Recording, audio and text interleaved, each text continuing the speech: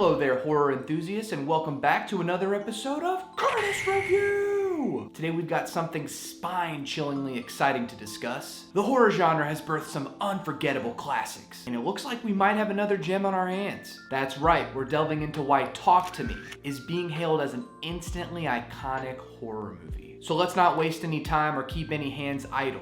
Let's dive right into it. 2023 has ushered in two internet-era horror classics. Kyle Edward Ball's Skinamarink, an Eraserhead navel gazer that sets out to make the best creepypasta adaptation ever made. And now we have the directorial debut of Danny and Michael Filippo of YouTube fame, channel name Rackaracka. And that movie is Talk to Me. It's a possession movie dashed with a coming-of-age message, as well as a grief and suicide drama. It follows in the footsteps of other recent iconic horror movies of the last decade, such as Get Out and Hereditary, and it wears those influences well. To summarize, Mia, played by Sophia Wilde, goes to a party with her friend Jade, played by Alexandra Jensen, and her younger brother, Riley, played by Joe Bird. There's a new fad that the teenagers are getting into, and it's not Tide Pods or blow. It's a ceramic hand that allows a spirit to inhabit you for about 90 seconds, causing the host's eyes to go all black and their heads to cock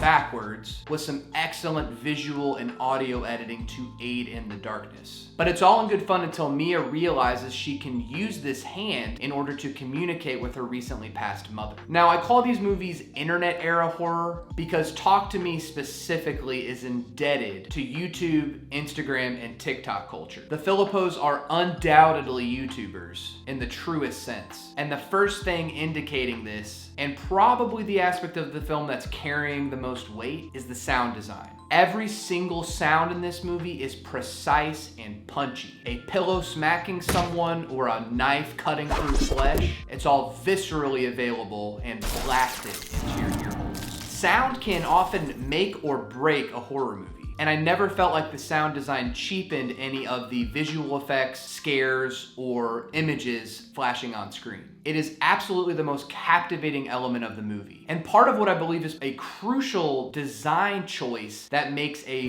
horror movie perfect. The way they manipulate sound also doesn't feel too posty or that they added it in later. It feels very organic and natural to the overall tone that these guys are going for throughout the movie. But is Talk to Me actually iconic horror, or is it just the hype horror movie of 2023? While I thought it was incredibly fun and worked pretty much how it was intended to, it did have that A24 tried and true angle of let's throw in a little bit of grief a la the Hereditary plot, and the similarities to that movie here are readily apparent. There are a few key scenes in Talk to Me that are straight out of the Ari Aster playbook, violence for the sake of disturbing the audience into a certain state of being. There's going to be one scene, in fact, for people seeing this movie, and that scene in particular left me shaking. It's an effective horror movie, but it's not without its few flaws. The predominant flaw is that the beginning of the movie is far more fun and interesting than the middle and the end, though the ending does save the movie from being just a little bit too dour. No spoilers here, so go see it and you'll know what I mean. The ending is fucking awesome. I was pumping my fists in the air and clapping as the credits rolled. That fun element is so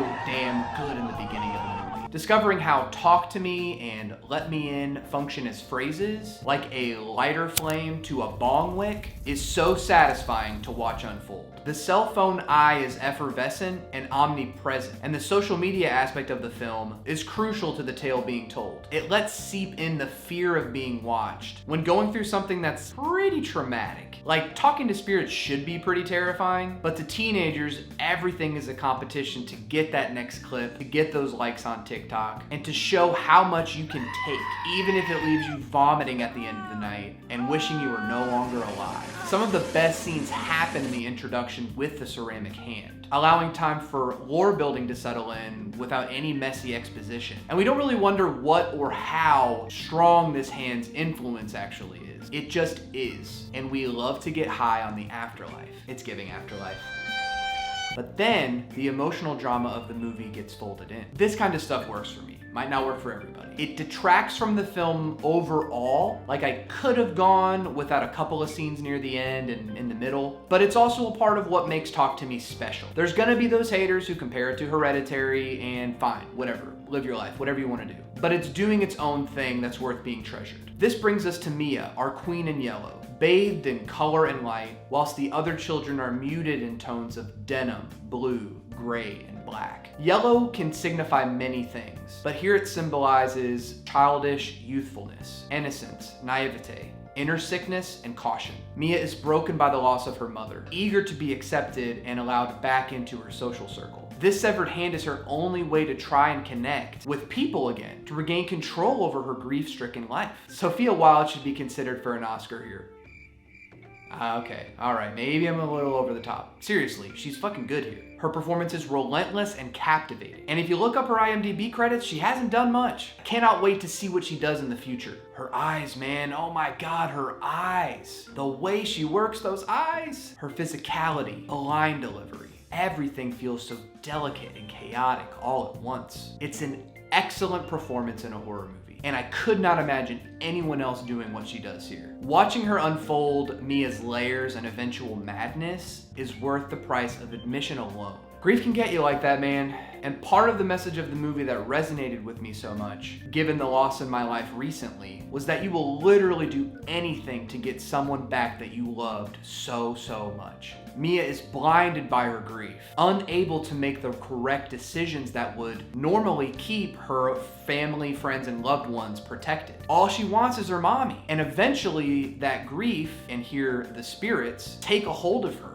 and manipulate her to do their ugly bidding. It's a nasty idea that these directors do an excellent job of spinning into this modern horror tale. Being trapped inside a body that's experiencing grief can be painful and suffocating too. The idea of a momentary renting out of your body to a different host so that you can leave and forget about your problems for a brief moment is enticing, especially when you would rather be anywhere but inside your own skin. But you risk losing yourself in the pursuit of numbing. Mia gets so lost in this numbing that she ends up repeating the things her mother did in order to escape the pain of being alive without her. They do a good job of tackling this kind of subject matter without being too heavy-handed. And while I think this movie's charm is in its winking nod to the movies that made it, such as classics like Final Destination, Halloween, Friday the 13th, the emotional undercurrent will work for a lot of people. But what the movie really feels like is a trailer of what these directors are truly capable of doing. I'm still not sure if I would be so bold to say that this is an instantly iconic horror movie classic, but it is one of the best horror movies to have come out in the last 5 years. Much like the aforementioned Skinamarink is comparable to the Blair Witch Project, this movie could very well be a new generation Saw or Idle Hands, and maybe even a softer and less abrasive version of what Hereditary tried to capture. It's insane, it's balls to the wall, and this thing fucking chugs. Rarely did I find myself wondering how much of the movie was left. Talk to Me is another great example of what A24 horror has to offer. While the subject matter, tone, and messaging may be familiar, they've managed yet again to distribute a picture that is challenging, surprising, and innovative. And isn't that why we love horror in the first place? The beauty of horror is that we're not confined to a typical movie structure.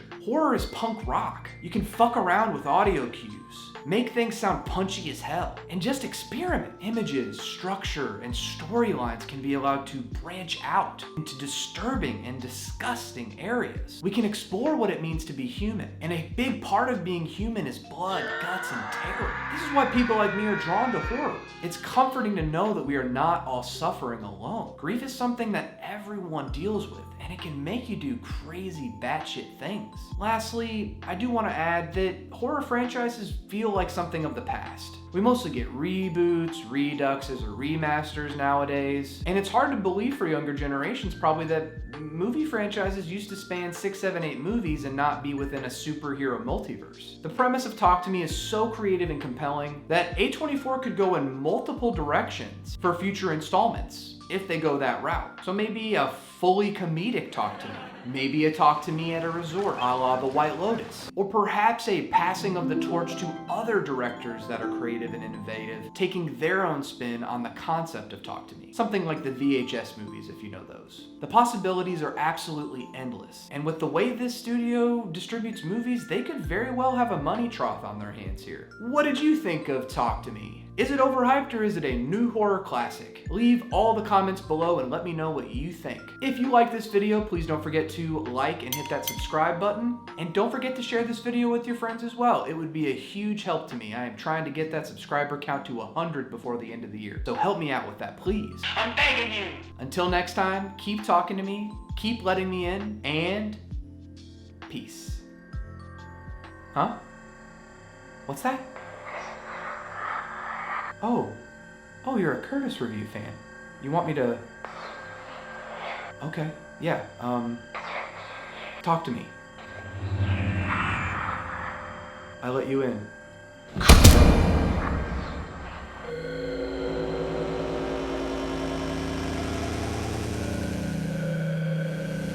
Hands up, who wants to die?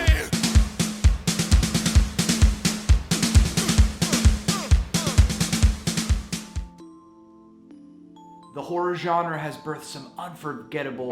2023 is in a racial... Violence for the state can be sapped.